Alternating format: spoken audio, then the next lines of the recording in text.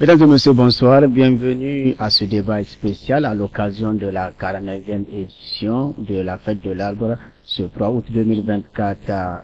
Émission spéciale, très spéciale même, car nous accueillons sur ce plateau de Canal 3 des jeunes et enfants ambassadeurs climat et une émission qui est parrainée par l'ONG Jeunes Volontaires pour l'Environnement Juillet avec l'appui de Save the Children.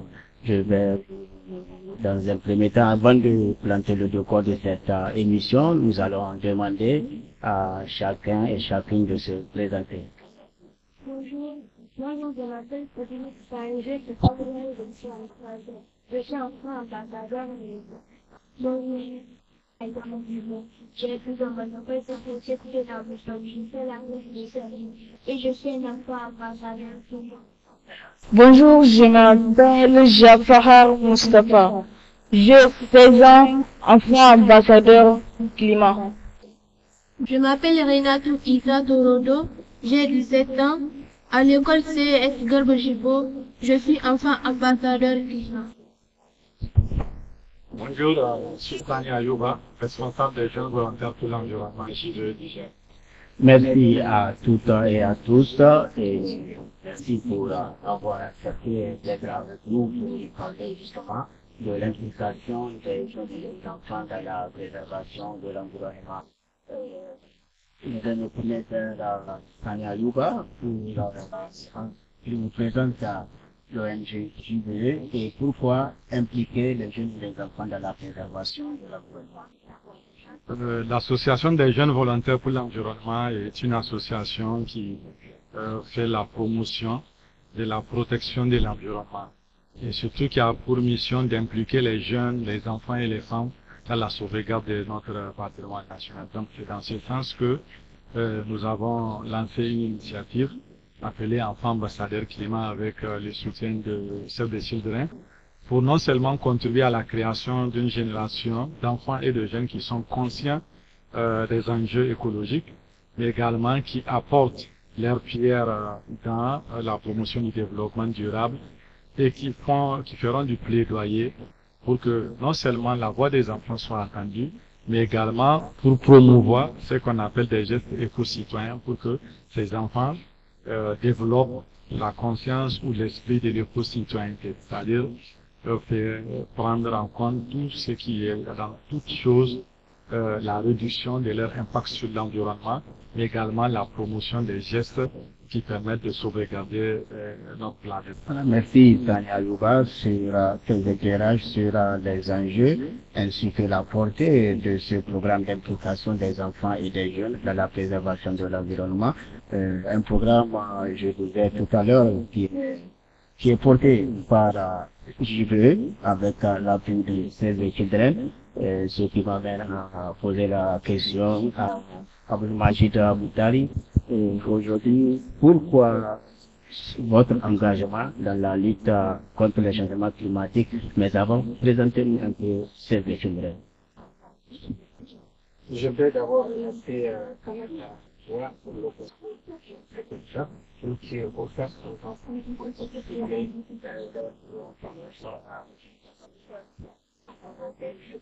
une organisation internationale qui est présente, qui gère des interviennent dans toute la zone qui sont Difa, la Béry, Maradi et Sender, mais un bureau de coopération qui a une gamme de programmes de projets qu'on met pour soutenir les enfants, les ménages vulnérables dans différents aspects, notamment la santé, l'éducation, la protection et la survie, qui sont quand même traitées en matière de prévention. Vous savez, la question du changement climatique aujourd'hui constitue une menace de toi, je comprends. En fait, plusieurs facteurs alliés au corps des enfants, notamment sur la santé des enfants sont victimes par ceux qui sont maladies sensibles, dans le cadre de l'accès à l'eau, on souffre avec la rareté aussi de l'eau.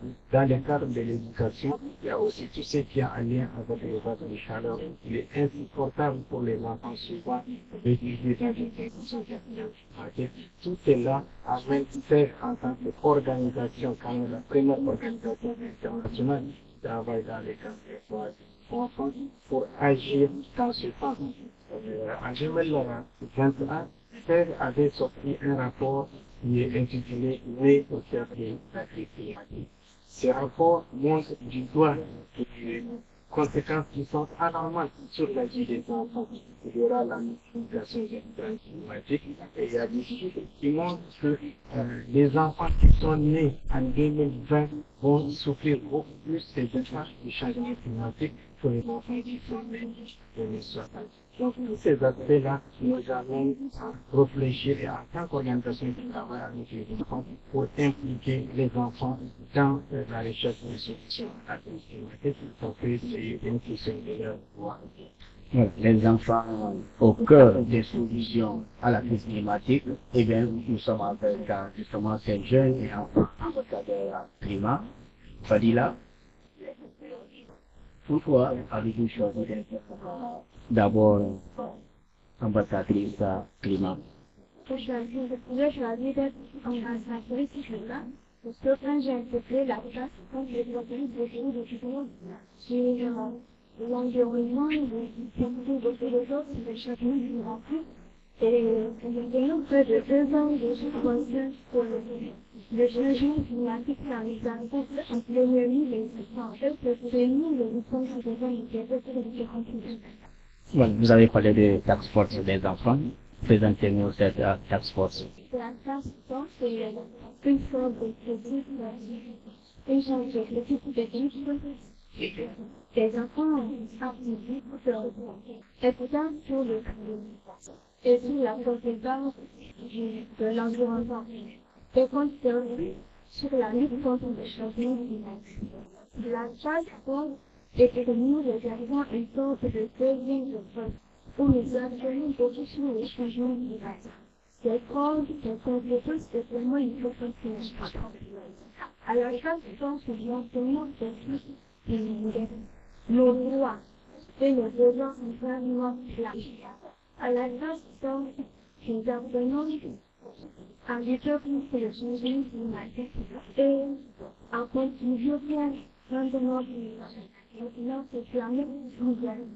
Ok. Jafar, vous venez d'écouter Fadila qui a présenté la task force. Alors, quelles sont les activités qui sont menées ou bien qui sont réalisées dans cette task force? Qu'est-ce que vous faites concrètement dans la task force?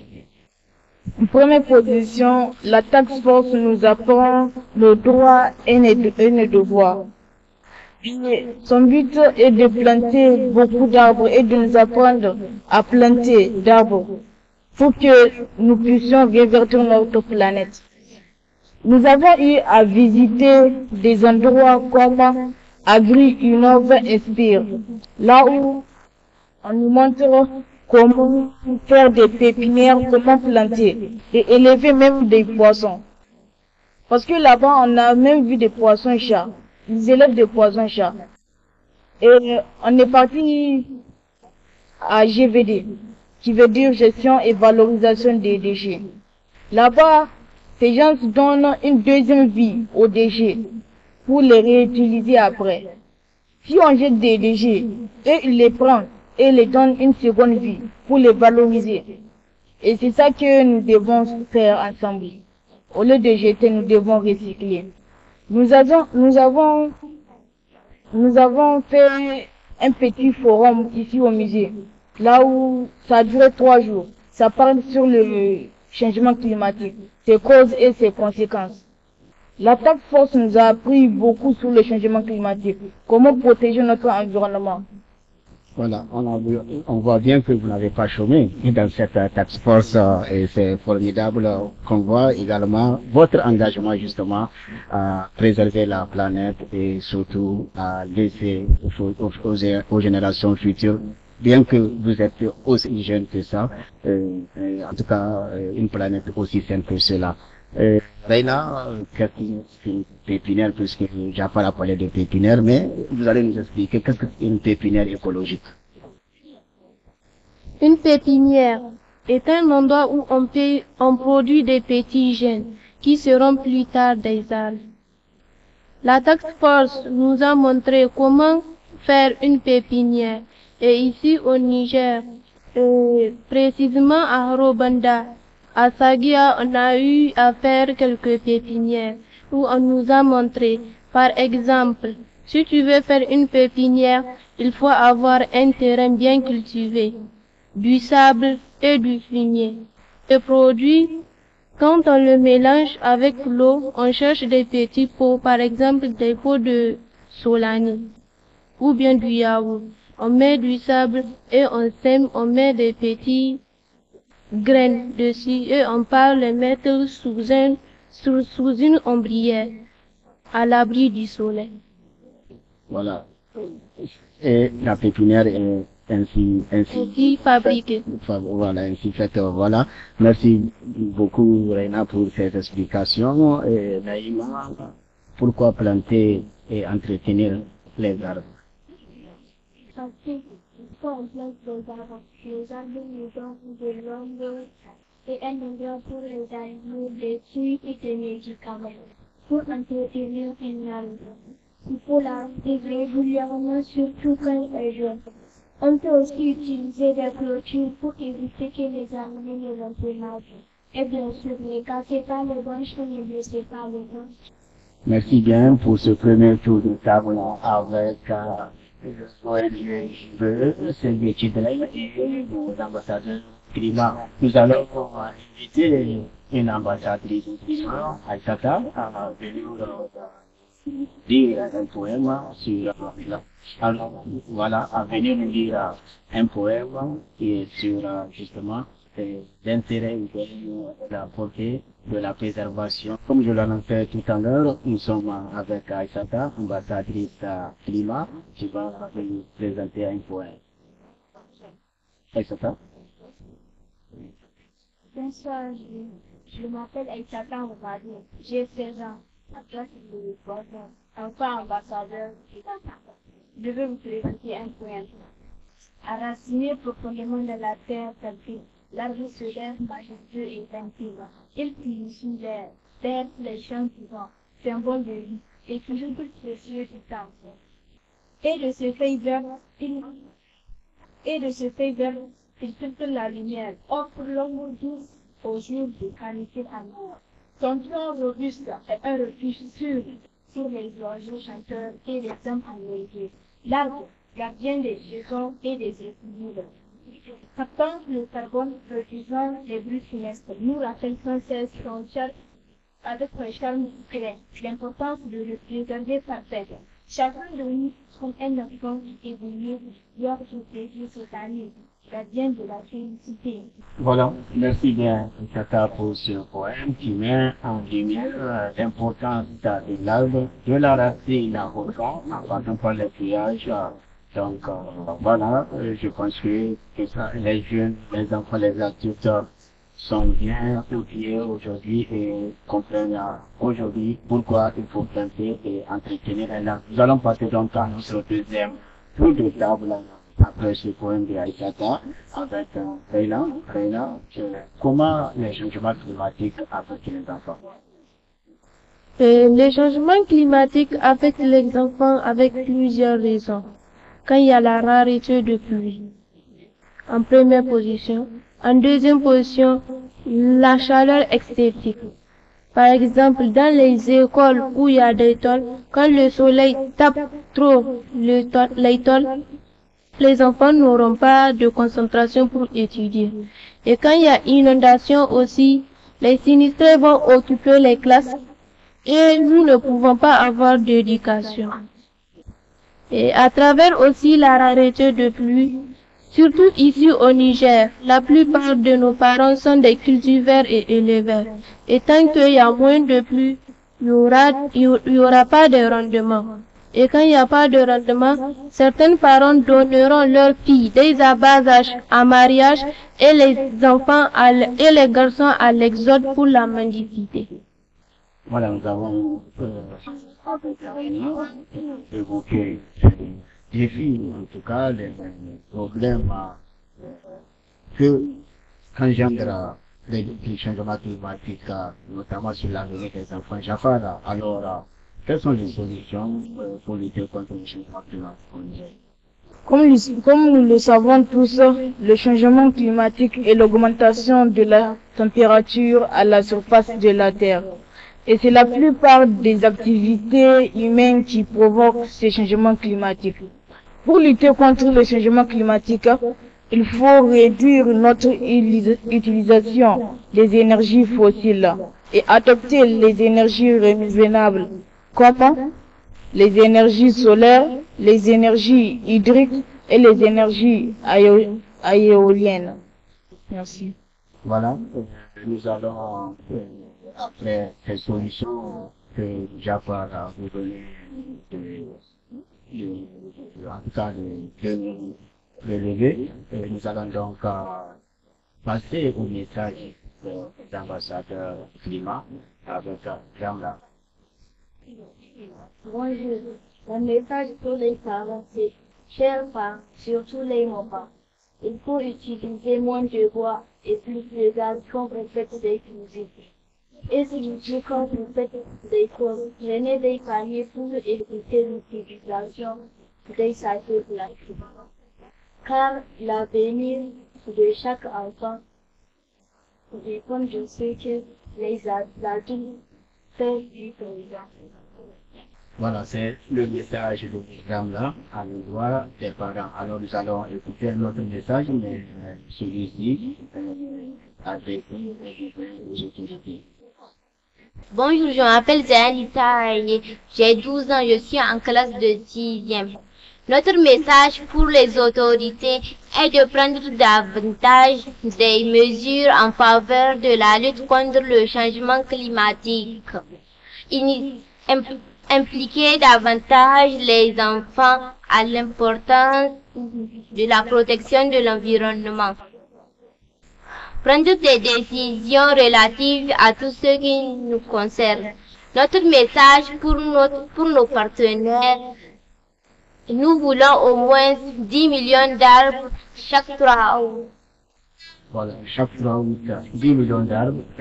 Je compte l'espoir que vos messages seront entendus et par les parents, et par les autorités, et par les partenaires pour justement qu'on puisse préserver notre planète, puisque nous n'avons que cette planète Terre pour y vivre. Donc plus de guerre, voilà, puisque véritablement, vu tout ce qu'on a dit tout au long de ce débat sur les menaces, les risques et les enjeux autour de l'activité humaine qui, en tout cas, menace gravement notre planète, je pense que nous pouvons dire que c'est bien de ce cri de guerre et des jeunes ambassadeurs.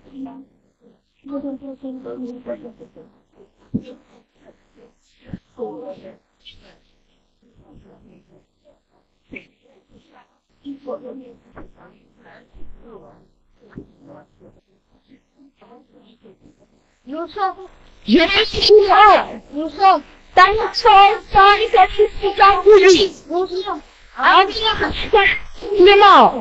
donc, après ce cri des ambassadeurs climat, en tout cas, j'ai été dans une ambiance bon enfant et ça fait en sorte que ça a fait bouger les choses ici sur le plateau. Merci beaucoup pour ce cri de guerre et vraiment pour en tout cas, cette forme également de message à l'endroit de tous. Nous allons écouter un autre message maintenant, ce message qui est livré à l'endroit des enfants. Nous appelons tous les enfants à planter plus d'arbres à protéger cette crise. Ensemble, nous pouvons réduire notre planète. Merci bien, ensemble, nous verdissons donc notre planète, et vraiment sur ce message d'espoir et surtout d'action des ambassadeurs climat, ce programme piloté par l'ONG JVE, avec l'appui de Save the Children, que cette émission ou ce débat spécial autour de la fête de l'arbre, la 49e édition prend fin et nous espérons que tous ces messages qui ont été livrés par ces jeunes et enfants ambassadeurs du climat auront un écho favorable auprès de tout à ce que, auprès de tout ce que tout auprès des destinataires, voilà, auprès des destinataires, pour que justement nous puissions que l'implication des jeunes et des enfants dans la préservation de l'environnement ne soit pas incarnée, mais une réalité tangible de tous. C'est de notre planète fragile. Nous n'avons que cette planète pour que nous devons ensemble donc agir pour préserver la planète Terre. Merci pour les critiques techniques qui nous a aidé à réaliser ce débat. Merci aussi pour vous, chers téléspectatrices et téléspectateurs, pour votre fidélité. Le rendez-vous est pris pour une autre émission spéciale sur Canal Niger. D'ici là, vous avez l'écoute sur les programmes de Canal Niger H24 sur le site TV.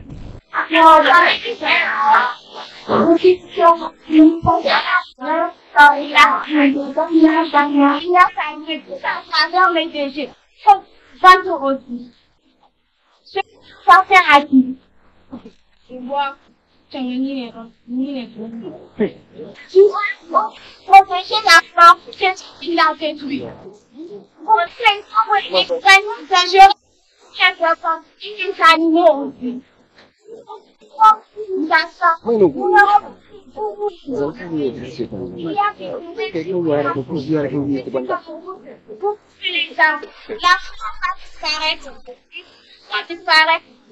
Elle va disparaître. Souffler les amis. Et nous, faire des choses qui polluent notre environnement. J'ai fait les déchets sur nos concessions sur les routes. Il ne faut pas polluer les déchets pour polluer l'air. Inch'Allah. Aussi, la route abusive des arbres. C'est ça chaque qui. Je suis la flamme de ton foyer dans la nuit hivernale et au plus fort de l'été lorsqu'on boucle ton toit. Je suis le lit de ton sommeil, la charpente de ta maison. Je suis la table où poser ton pain, le mât pour ton navire. Je suis la manche de ta roue, la porte de ta cabane. Je suis le bois de ton berceau, celui de ton cercueil. Écoute ma prière, ne me détruis pas. Merci.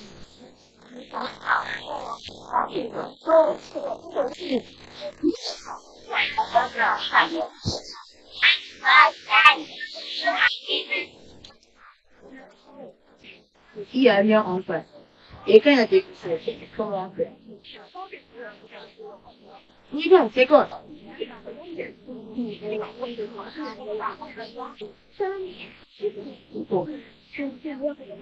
J'ai demandé. Comment, qu'est-ce qu'on doit faire avant de parler? La galerie Toronto. La RG Togo et le revoir de la grève nigérienne qui me chante fascinatique. Allah est du mal.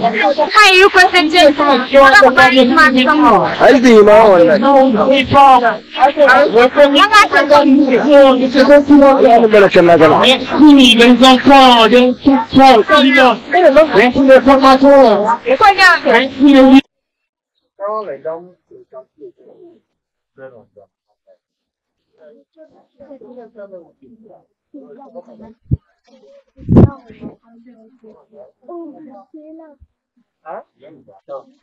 Donc, ce sont les différentes graines qu'on a. Mais parmi ces graines-là, il y a d'autres qui germinent plus facilement. Et il y a d'autres qui prennent du temps. Et même pour s'aimer, il y a des graines qu'on laisse dans l'eau pendant 24 heures, souvent voire 48 heures, pour faciliter la germination. Par exemple, parmi les graines qu'on a ici, la semence la plus facile à germer, c'est le moringa. Vous allez voir, ça commence à germer. Par exemple, oui, quand tu as un au Magalia, ça, on va le faire dans l'île pendant 40 jours avant de faire. Parce que, quelqu'un peut me dire pourquoi on doit laisser ça dans l'eau? Parce que la coquille de la semence, elle est dure. Donc, quand on laisse dans l'eau, ça va fragiliser la coquille, faciliter la germination. Ce sont les raisons pour lesquelles on laisse dans l'eau. Il y a des semences qu'on laisse dans l'eau souvent jusqu'à 3 jours. Tu connais la semence de bananière. Pas de bananière.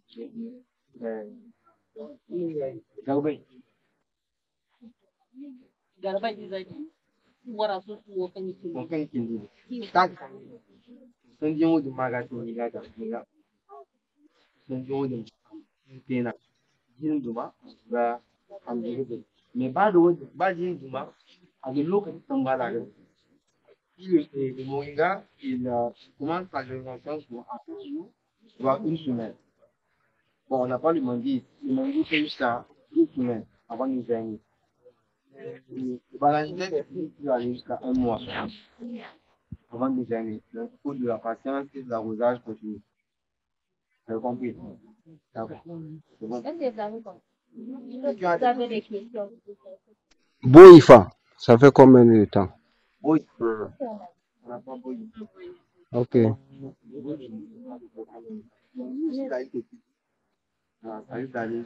Parce que moi aussi j'ai planté ça, ça dirait avant de sortir. Donc, il y a des questions qui la question